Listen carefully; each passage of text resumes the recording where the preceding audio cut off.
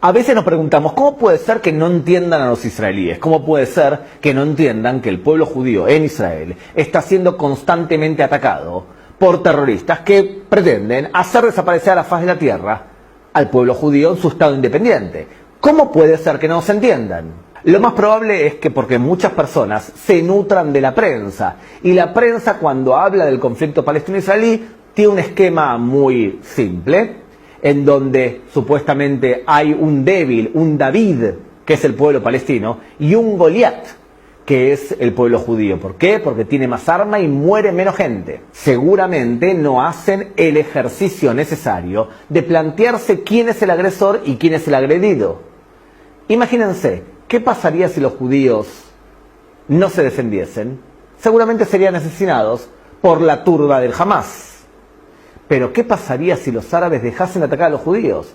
Probablemente habría paz. Entonces, a las claras quedan quién es el agresor y quién es el agredido. Lo que sucede es que no todo el mundo, a la hora de evaluar el conflicto palestino-israelí o árabe-israelí, lo entiende movido por las mismas motivaciones. Yo creo que las motivaciones que explican la forma de entender el conflicto palestino-israelí en los países de América Latina se sustenta en esa visión o esa perspectiva materialista. Una especie de marxismo en donde Israel es considerado el imperio yanqui, y como odiamos a los yanquis, también odiamos a Israel, y porque el fuerte somete al débil, y el fuerte es Israel, y los débiles son los palestinos, y porque nosotros somos las periferias, y también los palestinos son las periferias, y luchamos contra el centro, que es mucho más fuerte. O simplemente porque no tenemos idea y nos parece que los revolucionarios, nosotros, son también los revolucionarios palestinos, por más que se dediquen a hacer terrorismo revolucionario. La influencia de esta mirada materialista o marxista para entender cómo nos ven en el Medio Oriente, creo que es fundamental. Y cómo explicamos cómo es que Europa entiende el Medio Oriente y el conflicto palestino-israelí. Ciertamente, Europa se siente culpable por lo que hicieron en su periodo imperial, cómo sometieron y humillaron a los indígenas en muchos lugares del mundo, y esa culpa muchas veces los lleva a perdonar y a hacer la vista gorda a todo lo que esos sometidos ahora hacen, como por ejemplo el terrorismo. Lo que sucede es que muchas veces Europa, cuando árabes se matan entre árabes, no le molesta ni les mueve un pelo. Pero cuando en el medio hay judíos, ahí se vuelven locos. Y es que la cuna del antisemitismo es justamente el continente europeo.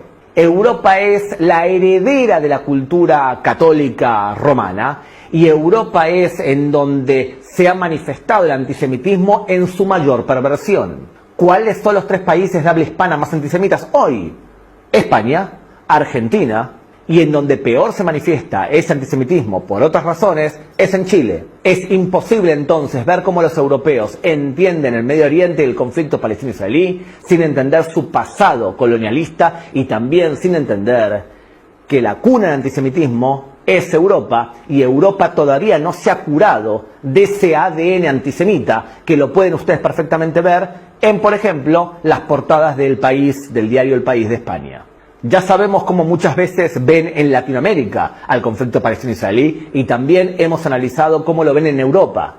El problema es cómo se debe analizar el Medio Oriente, o cómo los especialistas analizan el Medio Oriente. Y el Medio Oriente es una zona donde lo tribal y lo religioso juega un papel fundamental. Países que tienen un solo clan gobernando el país y ninguno o pocos clanes haciendo de la competencia son países relativamente estables, como Qatar, Kuwait o los Emiratos. En cambio, países que tienen muchos clanes disputando el poder y muchas minorías o mayorías religiosas compitiendo entre ellos son países anárquicos inestables, como Siria, Irak o por ejemplo el Líbano. No se puede entender entonces cómo actúa el Medio Oriente sin especializarse en religión y en disputas tribales. Entonces la pregunta que tenés que hacerte ahora es, cuando analices el Medio Oriente viendo las noticias de tu país, ¿lo vas a analizar de acuerdo a cómo lo entiende una persona del Medio Oriente